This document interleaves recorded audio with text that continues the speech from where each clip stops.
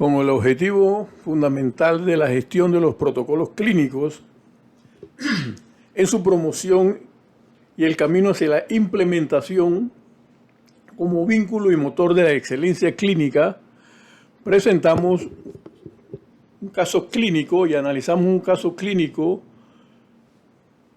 del Hospital Manuel Amador Guerrero de Colón. El equipo de medicina interna del Hospital Manuel Amador Guerrero se ha sumado al equipo de medicina interna del complejo hospitalario en el taller de presentación de casos clínicos y la implementación de los protocolos, y los felicitamos por tal motivo. La documentación del expediente ha sido enviada por la doctora Yanesis Sánchez, residente de medicina interna, y gestionada por la doctora Katiana Castillo, que es jefa de docencia del Servicio de Medicina Interna del Hospital Manuel Amador. Se trata de un esquema de presentación con un esquema diferente, un estilo diferente de análisis, en el cual incluimos el razonamiento y el análisis bayesiano para la implementación adecuada y eficiente de los protocolos clínicos. El taller que reposa en este video que le vamos a mandar para que ustedes lo tengan, el video del taller, se trata de la presentación de casos clínicos, la valoración entonces de los signos y síntomas, de la construcción del síndrome, de la construcción del diagnóstico diferencial y la estimación de las probabilidades pretest, de la escogencia de los estudios basándose en las características operacionales de las pruebas, haciendo un análisis bayesiano, la reformulación del diagnóstico en el progreso, cuando tenemos más información, ya sea clínica o de laboratorio, los cuidados de alto valor que no debemos hacer en la práctica clínica, las competencias inherentes que debe tener el médico al atender este tipo de pacientes y la toma de decisiones clínicas. En el razonamiento entonces vemos las decisiones clínicas, la solución de los problemas, el manejo, las preferencias del paciente, debe estar unido a las órdenes de admisión, al aspecto fundamental que es la ciencia del factor humano, que es el entorno organizacional de la unidad ejecutora donde están, considerar los errores que se pueden cometer en el manejo del caso, los errores clínicos, las complejidades y las dificultades y las incertidumbres existentes, y un plan de egreso planificado con recomendaciones de egreso y la búsqueda de la fuente principal de la literatura. Aquí queremos hacer un enfoque muy global sobre el guión de la enfermedad, que muchas veces no se presenta en forma típica, sino en forma de fenotipos o en una forma atípica. El guión del diagnóstico, que tiene una estructura que profundizaremos un poco en el aspecto del razonamiento diagnóstico, y el guión de manejo, que quizás no profundizamos en este caso porque este caso lo enfocamos al proceso diagnóstico. Es para tener un pantallazo general porque el 60% de los errores en la medicina se producen en el proceso diagnóstico. Aquí tenemos un esquema hecho por el Instituto de Medicina de los Estados Unidos, donde ve la dimensión del proceso diagnóstico y los errores que se cometen. El paciente ingresa al sistema sanitario, al sistema de salud, donde se le hace una captación de la información, se hace estudios, se hace un diagnóstico de trabajo, se le comunica al paciente, a los familiares, se le inicia el tratamiento para ver los resultados. En el contexto plantea el Instituto de Medicina los fallos que hay en la adherencia, en la historia clínica, que no es completa con el examen físico, los estudios de laboratorio, estudios de imágenes, un fallo en la captación de la información, pero también un fallo en la integración de la información. Por eso que insistimos en estos talleres, son fundamentales. Y un fallo en la interpretación de la información, tanto de la historia clínica como de los estudios de imágenes, como los estudios de laboratorio. Pero también recalca el Instituto de Medicina que hay un fallo en establecer una descripción del problema de salud. Este es un fallo fundamental también en la comunicación con los familiares y los procesos entonces de descomprensión, que no comprenden la situación y vienen los problemas entonces de mala relación o médicos legales. Y falla en la comunicación de la prescripción. Entonces acá vamos a insistir en el razonamiento diagnóstico para poder aplicar un protocolo clínico en una forma más precisa y más atinada. ¿Cómo se describe el síndrome? Esto es una habilidad clínica. Es la correlación entre los signos, síntomas, la enfermedad actual, considerando el sexo, la edad, el perfil epidemiológico, los factores de riesgos, factores ambientales, laborales, el escenario ambiental, los aspectos fisiopatológicos, psicopatológicos, socioeconómicos, riesgo social y otros pertinentes. Esta correlación integral de la persona es lo que nos va a describir el síndrome con los signos y los síntomas y el entorno del paciente. No es un simple listado de los datos, sino una correlación. Muchas veces el paciente nos da muchos datos, muchas otras informaciones, junto con los datos de la enfermedad actual, con los signos y los síntomas o los problemas. Y al construir el síndrome, obviamente, o el diagnóstico, entonces se quedan muchos datos por fuera porque no corresponden o no se correlacionan. Entonces hay que hacer un análisis de saber interpretar esos signos y síntomas y la historia clínica. Una de las habilidades más importantes que se está enseñando en la Escuela de Medicina es la estimación de la probabilidad pretest. La estimación de la probabilidad pretest que nace de los signos y síntomas de la enfermedad actual que relata el paciente, considerando lo que dijimos anteriormente, sexo y la edad, la prevalencia de la enfermedad en la población, los factores epidemiológicos de prevalencia, los aspectos fisiopatológicos, como en este caso que vamos a presentar, los factores de riesgo, ya sea de cáncer o cardiovasculares, o genéticos o ambientales, sociales, personales o pertinentes al caso clínico.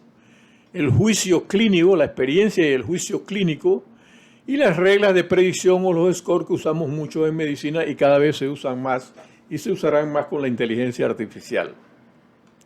Y acá tenemos la estimación de la probabilidad pretest y la estimación de la probabilidad posttest, considerando las características operacionales de los estudios de laboratorio y los estudios de imágenes, como la sensibilidad, la especificidad o el coeficiente de probabilidad o el likelihood ratio.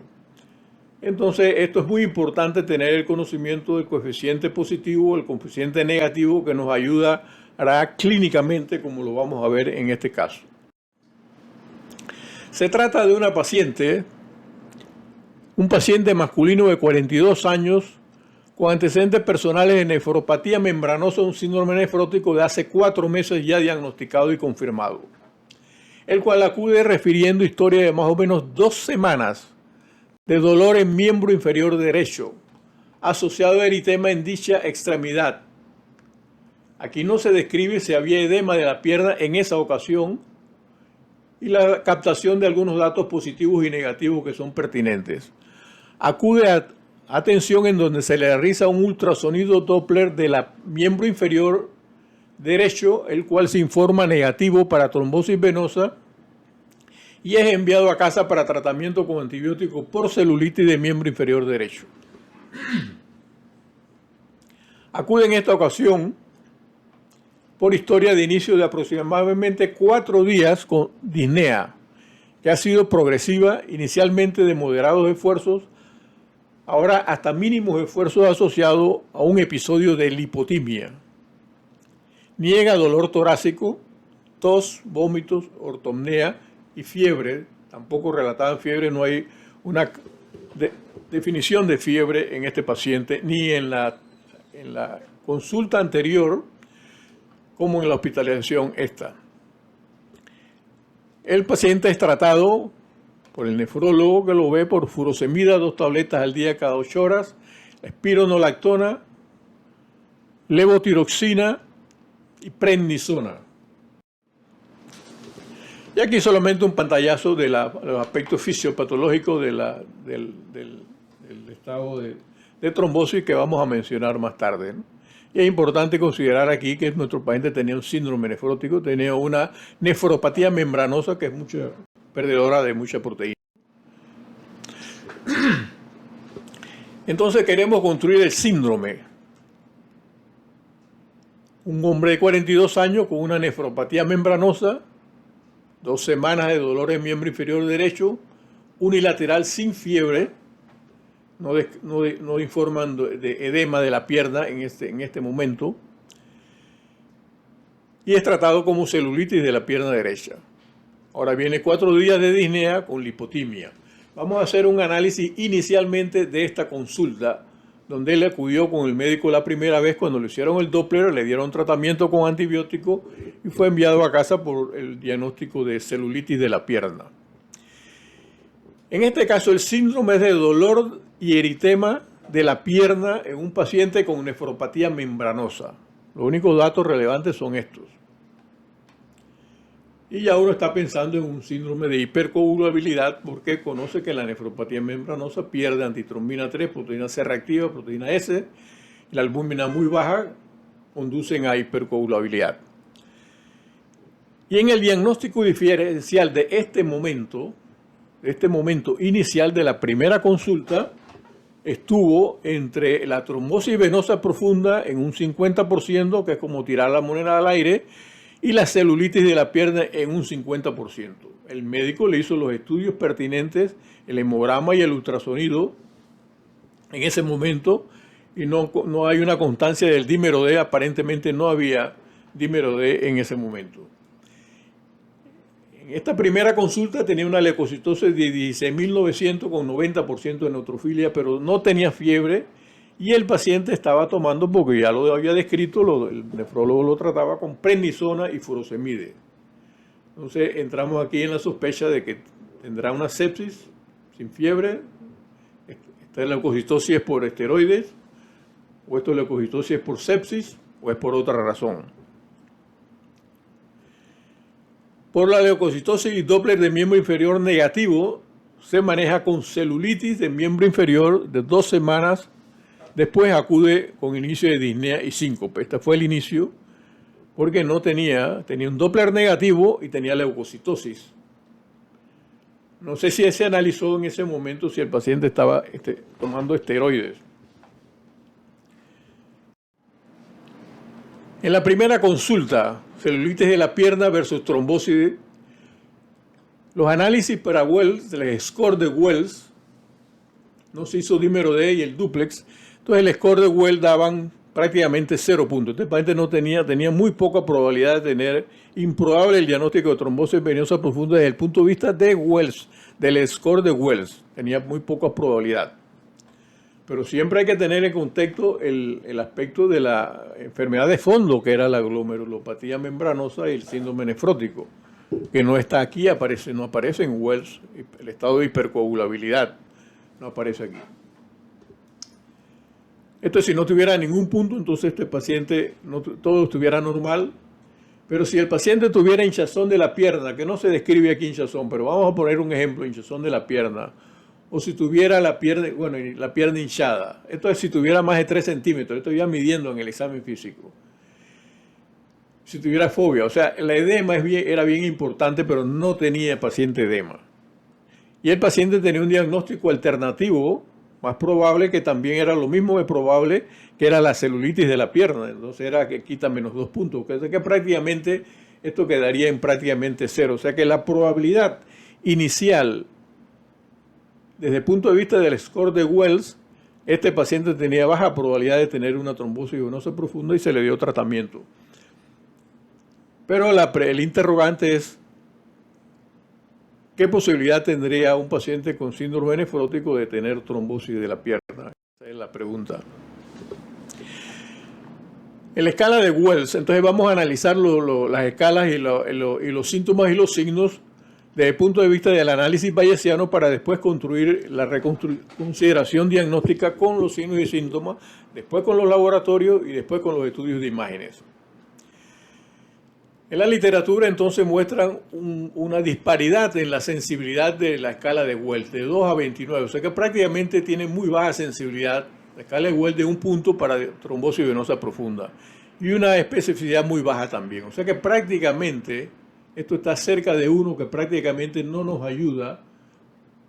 Una escala de Wells de 1 punto, que calculamos 1 punto, no nos ayuda para el diagnóstico la probabilidad post-test, no aumenta la probabilidad post-test ni lo descarta. La regla de Wells por sí sola puede ser insuficiente para descartar trombosis venosa profunda en pacientes ambulatorios. Entonces es bien importante que no podemos usar una sola escala, un solo parámetro, ¿no? Dolor en miembro inferior que tenía este paciente para trombosis venosa profunda. Este paciente tenía dolor en la pierna para trombosis venosa profunda. Si analizáramos la trombosis venosa profunda, vamos a ver estas características operacionales en qué contribuyen. Tiene una sensibilidad de 19 muy baja, a 85%, que es más o menos buena, y una especificidad de muy baja, 80%, que es buena. O sea que esto significa que varios estudios muestran diferentes sensibilidad y especificidad del dolor en trombosis venosa profunda. Pero vamos a analizar aquí el caso de mínimo al máximo. Nos lleva a 4.25 si usamos estos scores, 4.25 y 0.37 si usamos los scores más altos. Por ejemplo, ¿cómo hacemos el análisis bayesiano?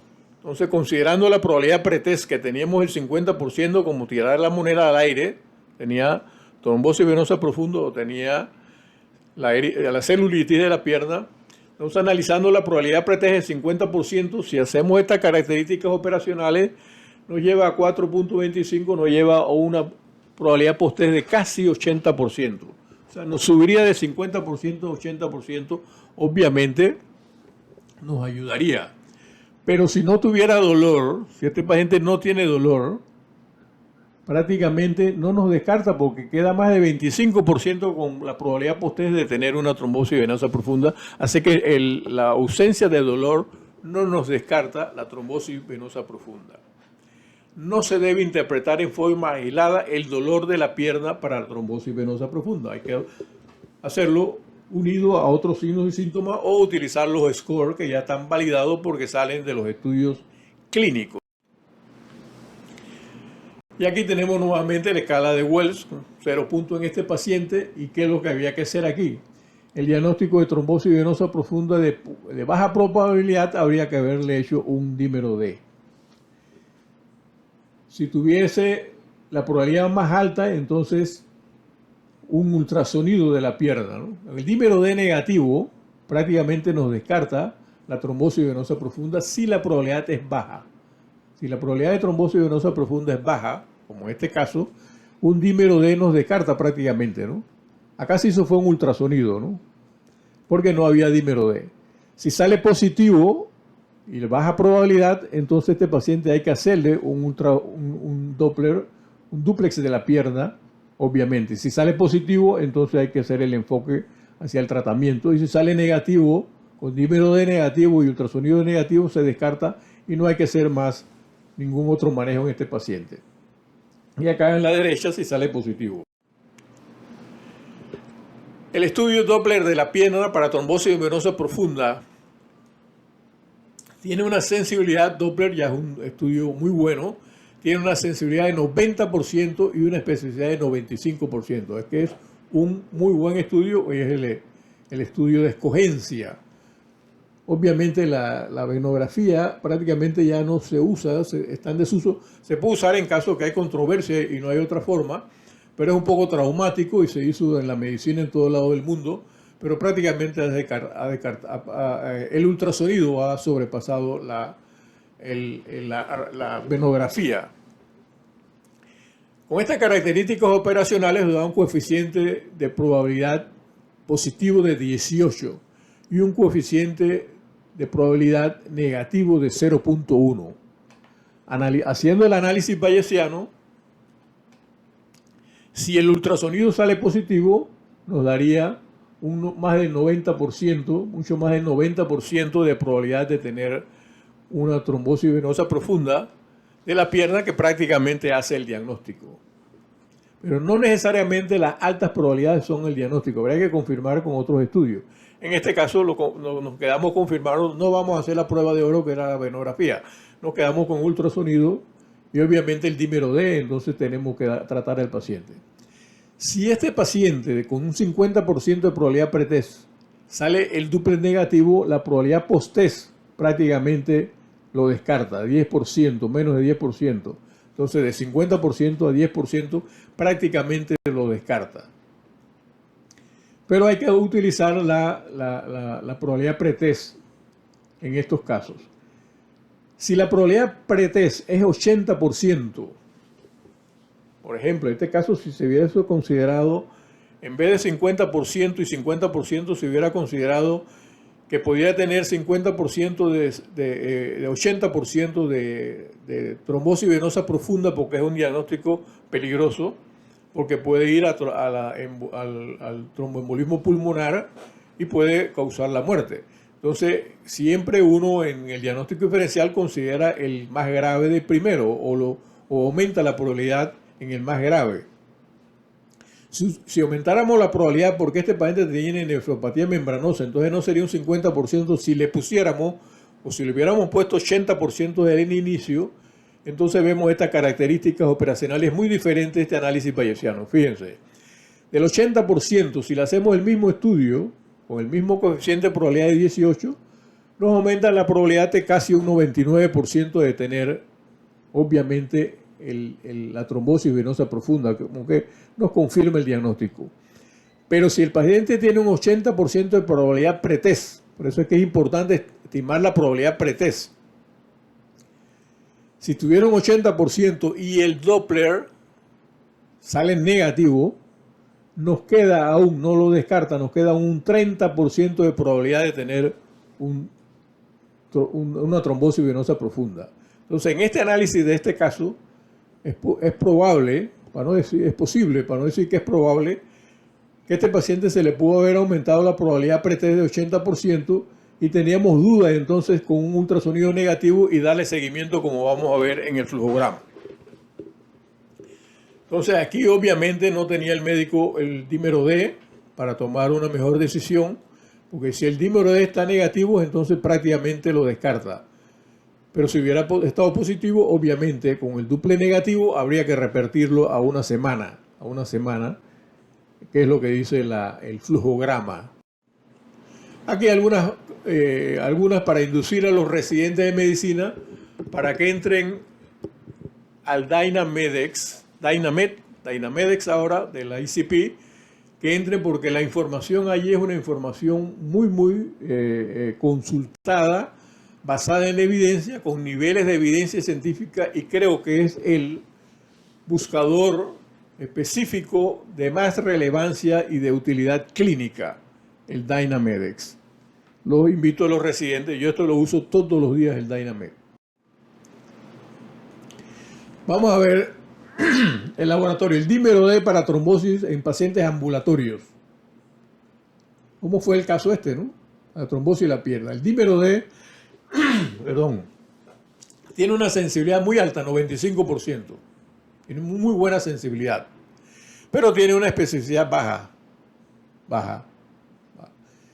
Da un coeficiente de verosimilitud, de probabilidad, o el likelihood ratio de 2, porque esto está muy bajo. Y da un coeficiente negativo de 0.1. Y fíjense usted a nivel ambulatorio, el dímero D no ayuda mucho. Si es positivo aumenta un poco más y si es negativo, bueno, prácticamente descarta, ¿no? Sirve solamente para descartar un poco, ¿no? Pero prácticamente si es positivo ayuda muy poco. Por eso es que el diagnóstico no solamente se hace con el duplex, con el dímero D. Aquí el dímero D le aumenta la probabilidad a un 65%, pero entonces hay que confirmarlo obviamente, como dice el flujograma, con el duplex. El dímero D negativo, la probabilidad posterior, si es negativo, entonces nos da un 9%. O sea que prácticamente descarta. Entonces nos sirve para descartar. Es fundamental para estimar la probabilidad pretest evaluando los factores de riesgo. Estimar la probabilidad pretest. El probable estado hipercoagulable de glomerulopatía membranosa, síndrome nefrótico con pérdida de factores de coagulación, proteína antitrombina 3, proteína C, proteína S y baja albúmina, sospechando que tenga baja albúmina, no tenemos todavía los resultados de laboratorio, no está contemplado en la escala de Wells para trombosis venosa profunda. Entonces, Por eso que tenemos que usar el juicio clínico con la medicina basada en la evidencia, ¿verdad? Ambos.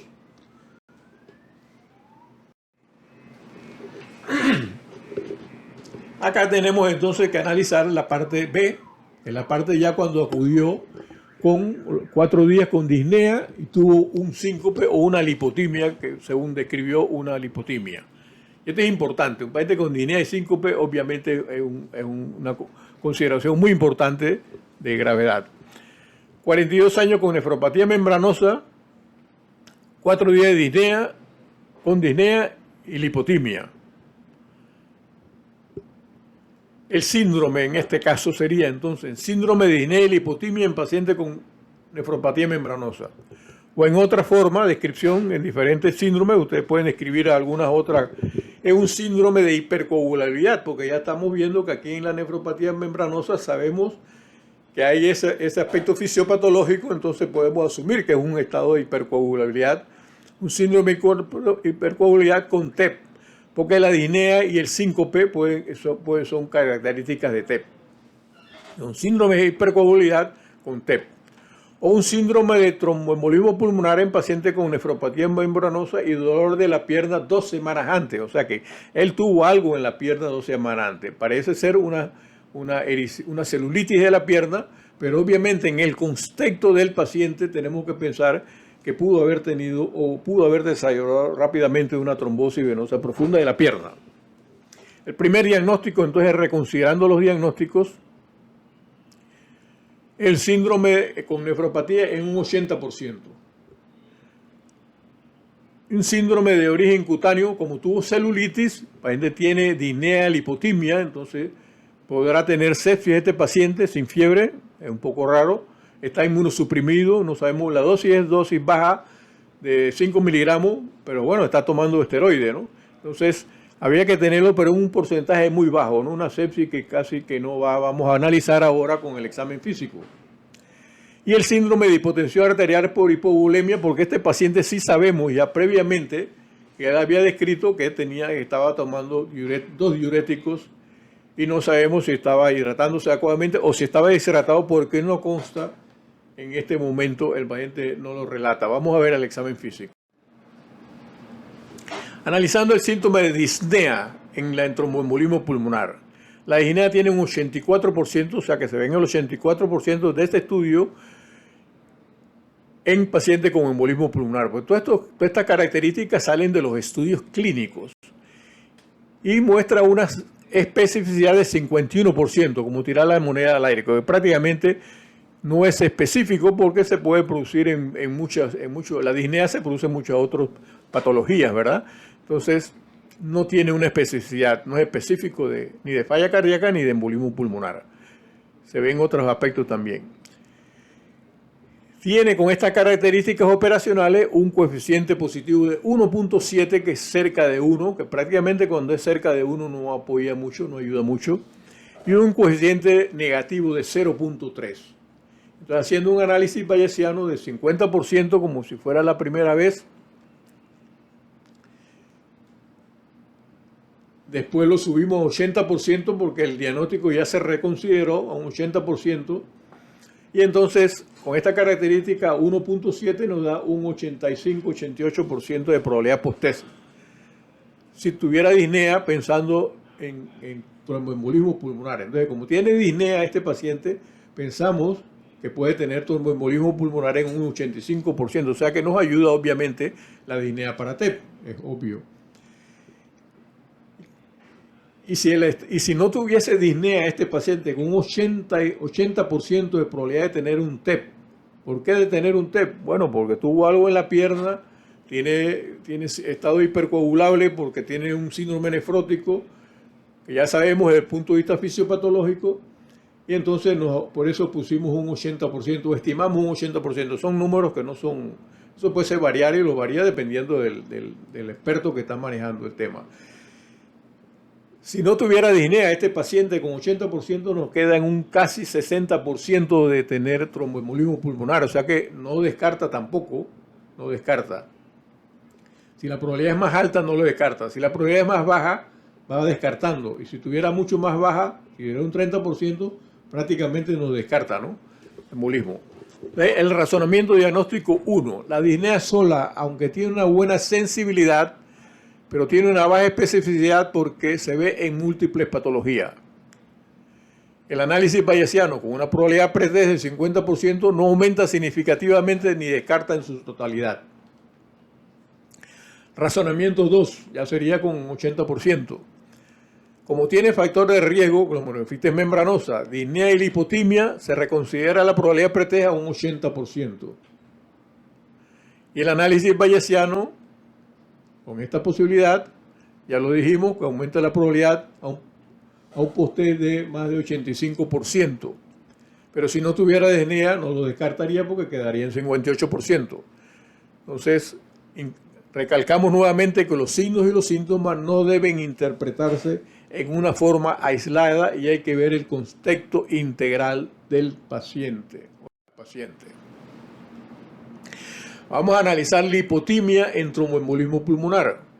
Fíjense que la literatura muestra diversos estudios con una sensibilidad muy baja, o la mayoría no tienen lipotimia, pues la mayoría de los test no son test masivos, tienen una baja sensibilidad, muy baja sensibilidad, que prácticamente no ayuda para el diagnóstico. Pero cuando lo tiene una mejor especificidad a un 87%. Igualmente no nos ayuda mucho, está cerca del 1, que es 2 y aquí es 1. O sea que prácticamente no nos ayuda mucho. Si fuera 50% no nos ayuda mucho. Si es 80% es igual que el anterior, igual análisis del anterior. Aquí hay que hacer un análisis crítico siempre, ¿no? Entonces igual al anterior. La lipotimia en forma aislada aumenta poco la probabilidad post-test y no descarta el tromboembolismo pulmonar. O sea que si no tiene, no pensemos que no lo tiene. Los síntomas y los signos no deben interpretarse en forma aislada. El previo es sin estudios de laboratorio.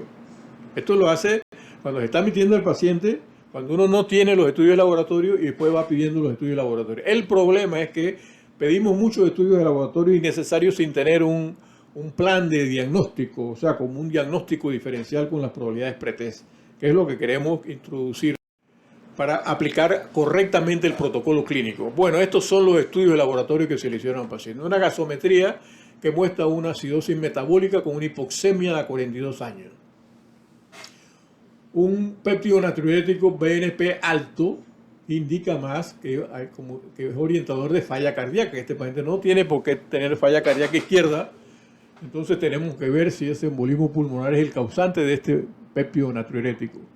Y la troponina, tengo este dato aquí, tengo otro dato este dato que está alterado y otro dato que estaba normal. Entonces no sé cuál de los dos. Y el dímero D, que no sé qué es esto porque está dado, no sé, 7.7, no sé si. Entonces prácticamente tiene la leucocitosis con neutrofilia. Tiene una hemoglobina baja porque es una enfermedad renal crónica.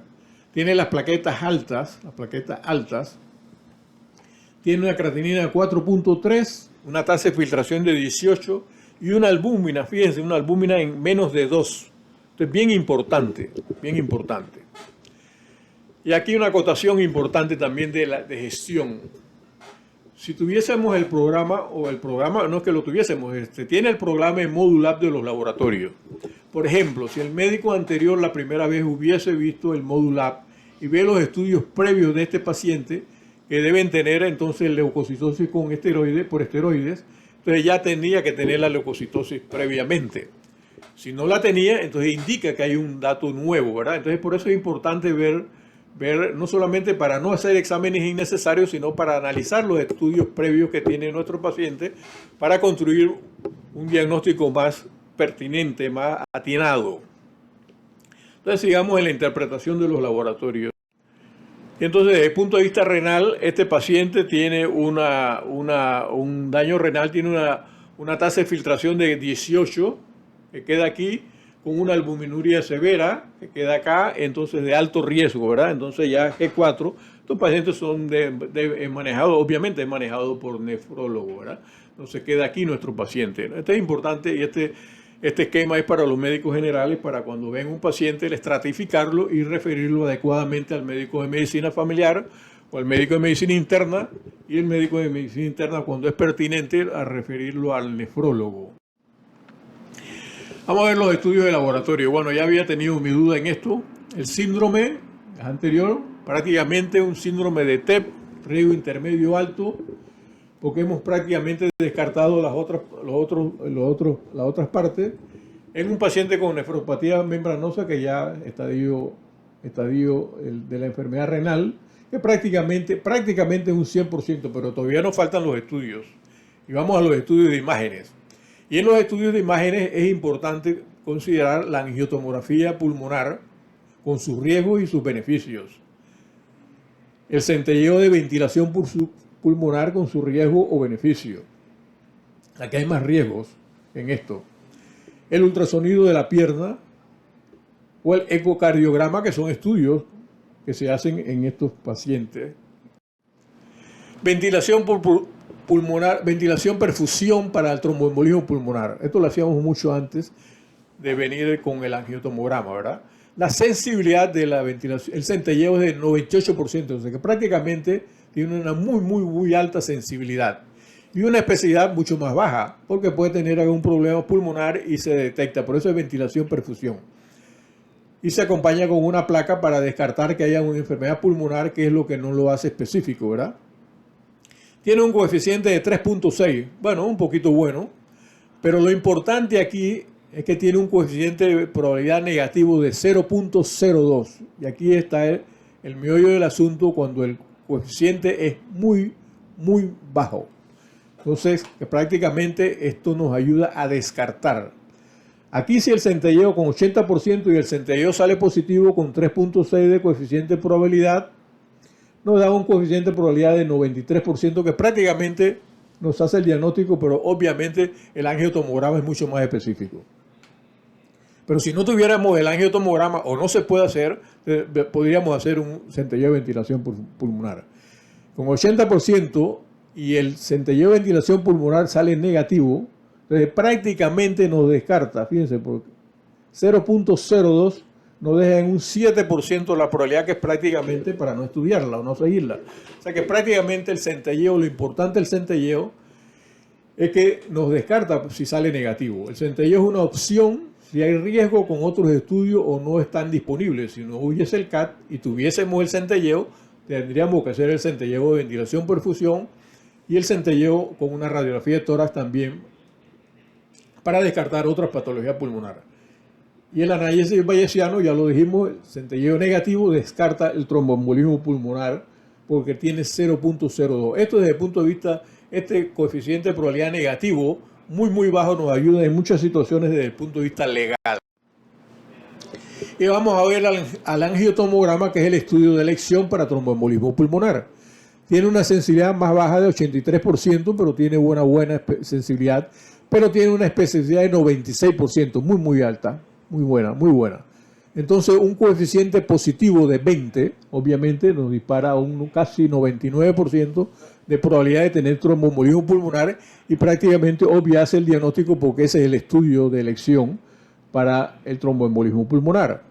Pero si estuviera negativo, con 80%, nos queda un 30% aún que este paciente tiene un tromboembolismo pulmonar con el CAT angiotomograma negativo. Esto lo dicen los estudios donde salen estas características.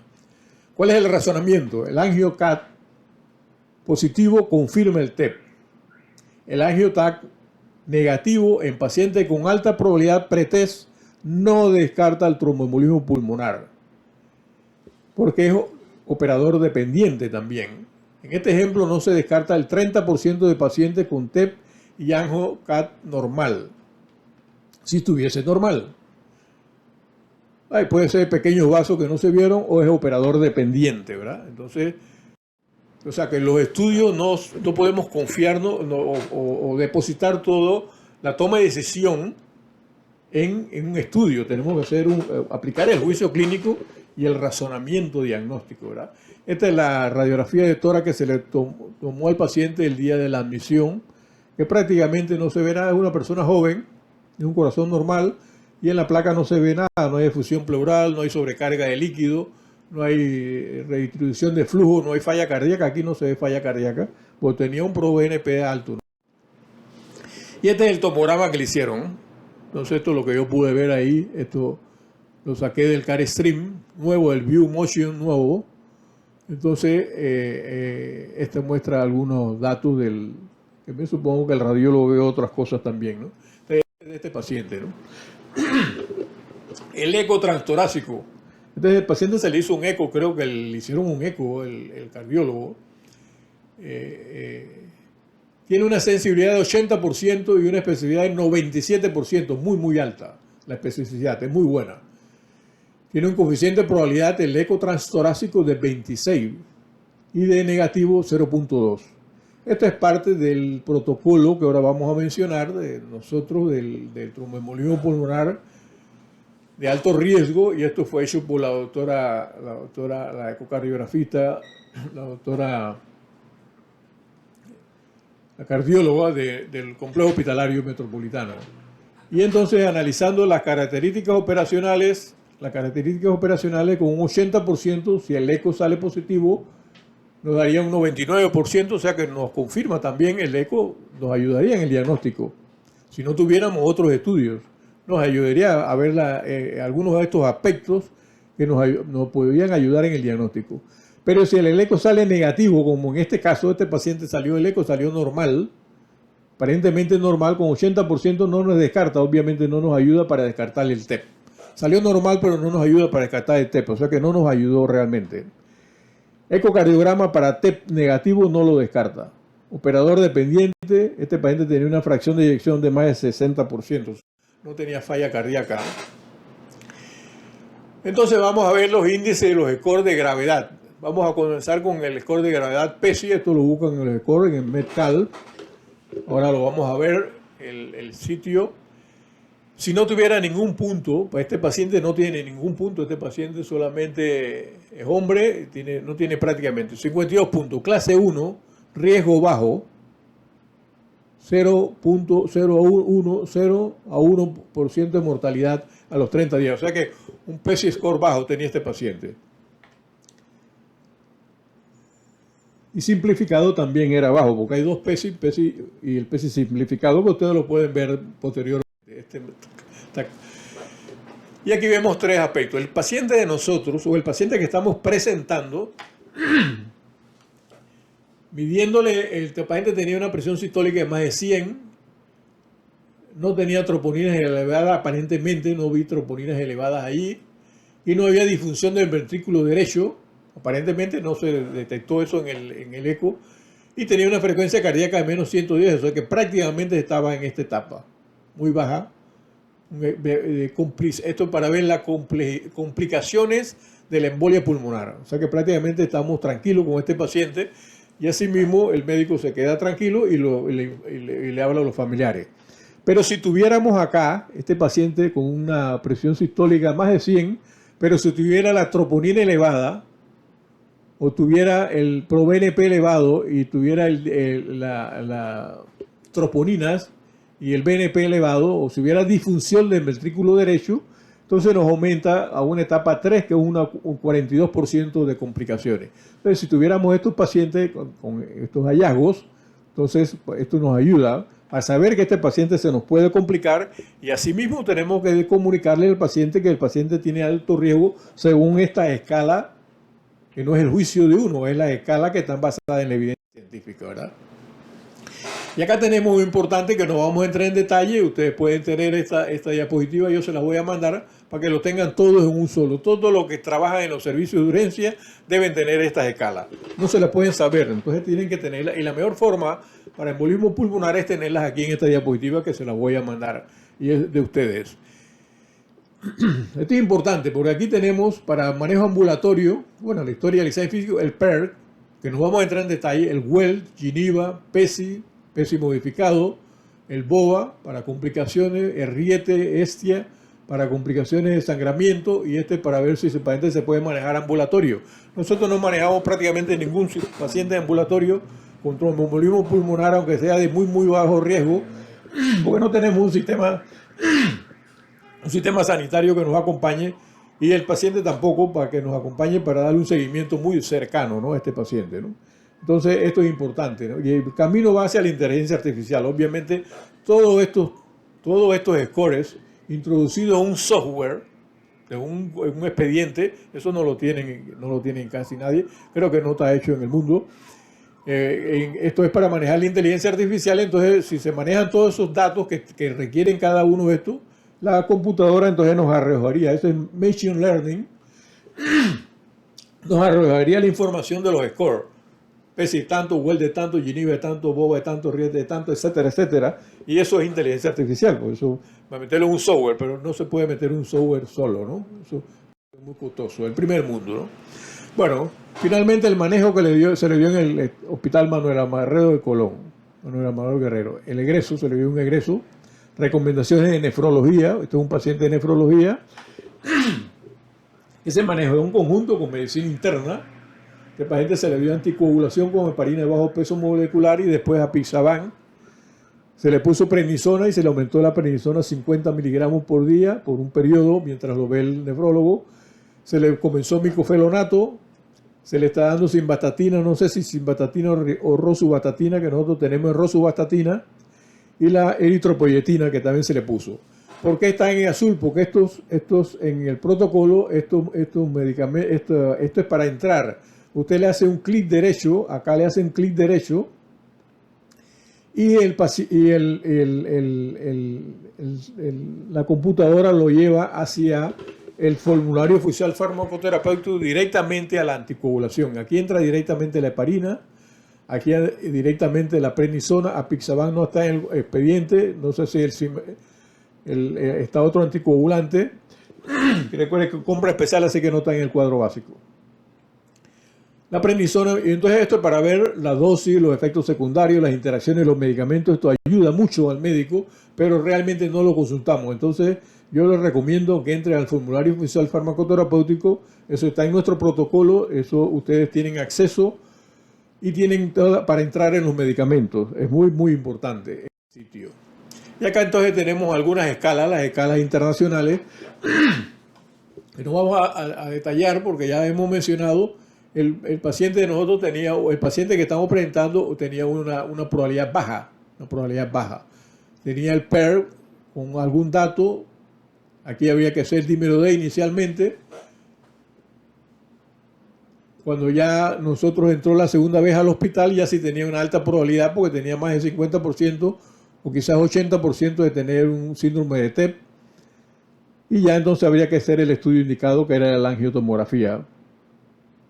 Esa angiotomografía de este paciente mostró trombos parciales en las arterias lobares y segmentarias bilaterales. ¿Qué lo va a ver? Este es el protocolo, no vamos a entrar en detalle, ustedes lo tienen en el sitio de protocolos, tienen acceso, los ayuda porque aquí están las escalas. Aquí también se puede entrar directamente desde el protocolo del celular o de la computadora. Ustedes hacen clic y lo lleva al Medcal. Del Geneva Wells Per PISA, como también al PESI, el BOA y el European Society of Cardiology, Sociedad Europea de Cardiología, que es donde prácticamente hemos adoptado y adaptado el flujograma del tromboembolismo pulmonar. Esto es de nosotros y este es el protocolo que estamos haciendo, que vamos a ver más tarde algunos aspectos. Este es bien importante porque inicialmente cuando usted sospecha TEP, como este paciente se le inició anticoagulación, hay que ver si hay esta inestabilidad hemodinámica. Si no hay inestabilidad hemodinámica, entonces probablemente hay que verificar si ese paciente tiene signos clínicos de gravedad de la TEP o comorbilidades con los scores que habíamos hablado anteriormente. O sea, hay disfunción del ventrículo derecho en el eco transtorácico o en el angiocat, que los dos pueden darle datos de disfunción del ventrículo derecho y nos ayudan para estratificar. Pues no es lo mismo si este paciente cae en alto riesgo de tromboembolismo pulmonar de alto riesgo a de bajo riesgo. Este actual es de bajo riesgo. Si es de bajo riesgo, entonces el paciente, no existe otra razón para la hospitalización. Bueno, en el primer mundo pueden manejarlo ambulatorio, hay que tener un apoyo familiar y social y del sistema sanitario, tener fácil acceso a la atención médica. Esto lo pone el mismo score de la Sociedad Europea de Cardiología, fíjense. Si esto todo es cierto, entonces este paciente puede tener una alta precoz y un tratamiento domiciliario más rápido. No tiene que quedarse 15 días ni un mes en el hospital como históricamente lo hacíamos, ¿no? Entonces, si no es cierto, entonces hay que tomar otras medidas. Si el paciente tiene troponinas positivas, tiene disfunción del ventrículo izquierdo, por el ecocardiograma o por el péptido natriurético, entonces vemos si es un riesgo intermedio o alto y hay que ver el tratamiento. O un riesgo intermedio bajo y hay que tomar decisiones diferentes. Entonces, eso está en el esquema de la escala de la Sociedad Europea de Cardiología que hemos adaptado. Aquí les mencionamos el concepto de uso racional de los estudios, la escogencia sabia, el choosing wisely de la American Board of Internal Medicine de Estados Unidos, que ahora están muchos otros países, dentro de los cuales está Australia, Canadá, Italia, Reino Unido, etc. Y estos sitios son para que ustedes puedan entrar, para que vean. Esencialmente le está diciendo qué no hacer con el tromboembolismo pulmonar. En este caso, qué no hacer. Por ejemplo, si un paciente ambulatorio tiene una baja probabilidad de tener un tromboembolismo pulmonar, no hay que hacerle angiocat, hay que hacerle dímero D. Y este es para usar uso racional de los medicamentos. El choosing wisely es escogencia adecuada, escogencia atinada o escogencia correcta de los estudios de imágenes y de laboratorio. Acá tenemos la dimensión entonces donde vemos estos pacientes que se ven en urgencia, porque eso es el diagnóstico o el protocolo de TEP no es de una especialidad. El paciente entra por urgencia, aquí está el emergenciólogo, está el internista hospitalista, o está el médico generalista que está atendiendo al cuarto de urgencia, y con el protocolo puede manejar el paciente inicialmente. Y es importante que los urgencias usen el protocolo. O en el hospital, entonces ya tenemos el radiólogo intervencionista, el protocolo de TEP de alto riesgo. Nosotros nos estamos manejando con el radiólogo intervencionista en lo que vamos a mencionar más tarde, que es la intervención, porque estos pacientes, si tuvieran alto riesgo, no podemos dejarlo con heparina solamente, ¿no? Si tuvieran alto riesgo, entonces, y hay que tener entonces la conexión con farmacia por el medicamento, el fibrinolítico, y con radiología intervencionista, no solamente con radiología, sino con radiología intervencionista, el que hace el angiocat o el que hace la trombolisis, que son dos diferentes. Esto es un caso de una falla cardíaca. Y aquí tenemos entonces la dimensión de la gestión clínica del tromboembolismo pulmonar. La estratificación del TEP de bajo, intermedio y alto riesgo es muy importante que los servicios de urgencia manejen estos conceptos, porque el paciente no se puede o enviar a la casa o manejar solamente con heparina. Entonces es mejor consultar. Si no hay alternativa, entonces no sabemos si ese paciente es mejor referirlo a un centro más cercano, ¿no?, que tenga la disponibilidad. Entonces tenemos el protocolo de anticoagulación con heparina, warfarina, que es lo que usamos anteriormente. Todavía estamos usando heparina y warfarina, pero también se está usando los anticoagulantes orales directos.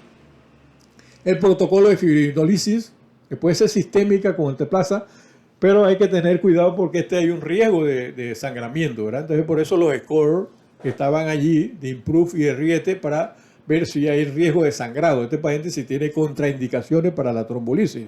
La trombolisis sistémica obviamente tiene más sangrado que si fuera una trombolisis de baja dosis acompañado de una trombolisis mecánica. Y esto lo hace el radiólogo intervencionista haciendo una lisis del coágulo, mecánica del coágulo, y se le acompaña con alteplasa en dosis bajas. Entonces este es un protocolo, este es un enfoque que hay, pero un enfoque también más moderno es dejar de usar la trombolisis farmacológica para usar la trombectomía mecánica o la tromboaspiración solamente, ¿no? Entonces se acompañaría con menos antifibrinolíticos. Y esto es un tratamiento que ya se está usando, y por lo menos tengo constancia que el doctor Gilberto Chanis en el complejo hospitalario lo ha hecho con varios casos, y entre los cuales hemos ya discutido con ellos algunos casos dependiendo del protocolo o aplicando el protocolo de trombolisis. Entonces esto lo estamos manejando, esto se maneja en los servicios de urgencia de los hospitales, esencialmente de estos hospitales más grandes, hospitales docentes que tienen servicios de urgencia mucho más grandes. Entonces queremos felicitar al equipo de Colón que se ha sumado a la presentación que hacemos en el complejo. Estamos invitando a los hospitales de David y a los hospitales de Agua Dulce Nelson Collado de Chitré, para que se sumen a la discusión de estos casos clínicos, porque estos casos clínicos, esto está asociado a la presentación del protocolo o de los protocolos y o la modificación o la confección de nuevos protocolos por los residentes o funcionarios que quieran ser voluntarios. Entonces, este es importante, este enfoque. Entonces, le agradecemos, muchas gracias. Y este es un minuto de calma aquí con este espectacular paisaje colonense. Muchas gracias.